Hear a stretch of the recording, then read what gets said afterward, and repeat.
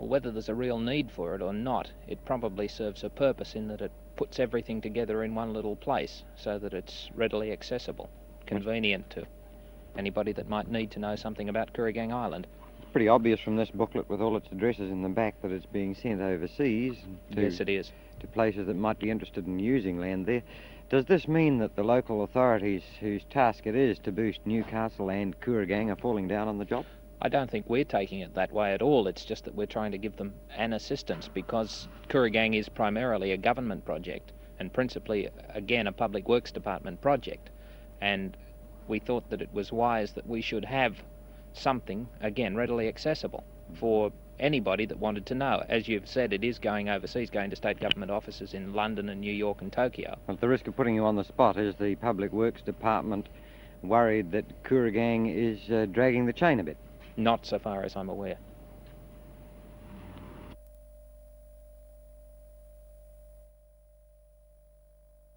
Well, Noel, the conditions of the lease that are set out by the Equestrian Federation, Kevin Bacon and myself didn't think this was quite fair. The conditions of the lease are the Federation lease our horses off us.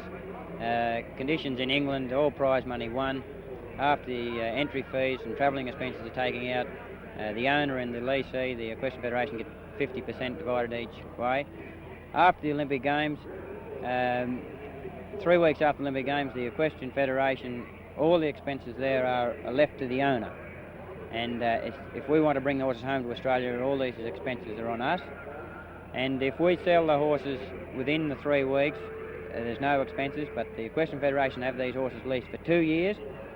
And if we sell the horses, travelling expenses, for freight the horses across, all other expenses to do with the horse, that comes out of the selling price.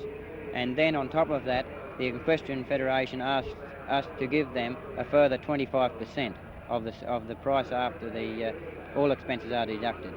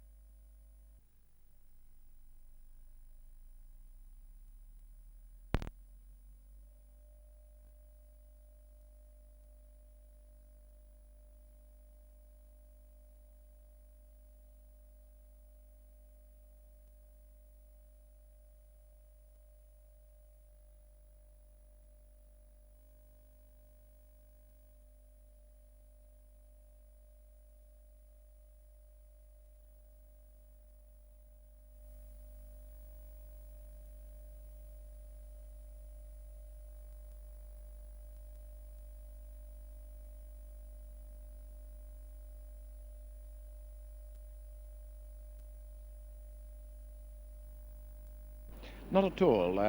We're very delighted with the progress being made there. I think you will have seen the pamphlet or the To the layman, it illustrated. looks slow. Well, $60 million in investment there in the last few years, I wouldn't consider that slow at all. And from the inquiries we've had, the negotiations we're making, and the fact that we've put out this booklet to give industrialists an idea of what's available in land, in transport and so on, is simply a method of speeding this total program up. We would want to go a bit faster than the replacement of our floating dock, though. Is there any progress on this? That is a really good question. And let me say, I know nothing more frustrating that I've got in my portfolio than the question of the floating dock. We've got a floating dock there, it's got a limited capacity, it's so old it doesn't matter. We cannot, as a state, go ahead and put in $15 million, because that's the least it would cost to put in a proper graving dock until the Commonwealth come in. Now, I hate attacking the Commonwealth all the time, but from my point of view, they must be there, because we cannot justify $15 million. Is our dockyard complex not a big enough institution to warrant that sort of expenditure? Well, I I know think it didn't have a good year last year. But No, it didn't have a good year last year. We underestimated certain vessels in their cost, and their cost was greater than this. There are a number of factors. it wasn't industrial strife that ruined the dockyard's record?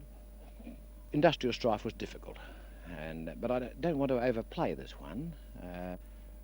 What I would like to say here is that one thing that concerns me tremendously is that we've been working at the dockyard, and indeed in the state field, to try and get fewer unions on a particular project, so that you deal with just a few leaders. And I think this is absolutely essential so far as both the dockyards are concerned and in industry in general. And you agree with union amalgamation? Absolutely. And I want to express some concern, and indeed say to the Commonwealth that I think that they'd be most unwise to try and resist the amalgamation that's proposed at the present time by any action of theirs. To me, this is the proper and logical approach of unions. Union leaders generally are in agreement with this. They've got the problem of the traditions that have been here for a vast number of unions on any site. And you can say that, say at the dockyards, 60%, even higher, of any industrial trouble is demarcation disputes between unions, not management versus men. Now, surely it's logical to try and get a simplification of the union system, such as they have in Europe, where the main union is the negotiating group. You're now openly advocating this, eh? Absolutely. And the union leaders here know it, and many of them agree with this, but of course we've inherited a British tradition, and it takes some time to get over this. But I would hate to see the Commonwealth coming in and stopping an amalgamation, which I think as a principle is highly desirable right throughout Australia.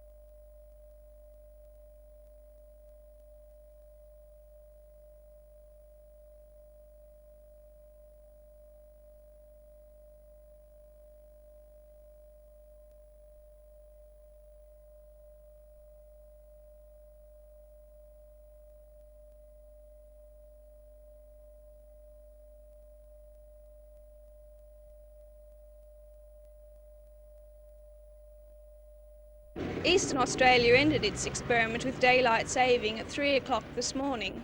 So now it's up to an all-states conference to decide whether we put our clocks forward again later this year. The Chief Secretary, Mr Willis, will make his recommendation to the New South Wales Cabinet just before Easter. Most polls on daylight saving show it is favoured by a majority of 2 or 3 to 1. Naturally enough, urban dwellers and office workers have come out in favour of it, while those on the land are strongly opposed to it. For those of us who had to work today, the end of daylight saving meant an extra hour in bed. But for some people, it only meant more work. People such as Mr Bill Pitkin, who had the job of changing the clocks in most major industries. I asked him about his timely task. And the job involved just stopping the master clock in the hospital for 1 hour. And I carried this through the night till my last job this morning was 8 a.m. And now I'm feeling a bit tired. I'm looking forward to a bit of a sleep.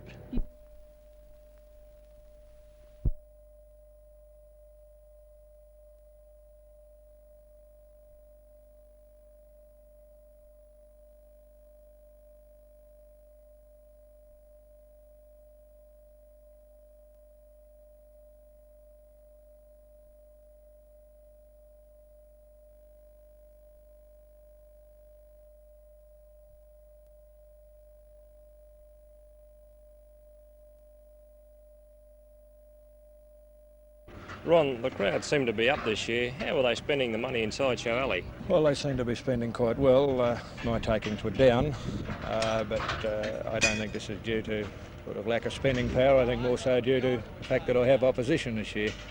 Last year I had the Ferrari 500 on my own. This year I have another set right alongside of me. My takings are down, but I feel it's due more to opposition rather than lack of people or money.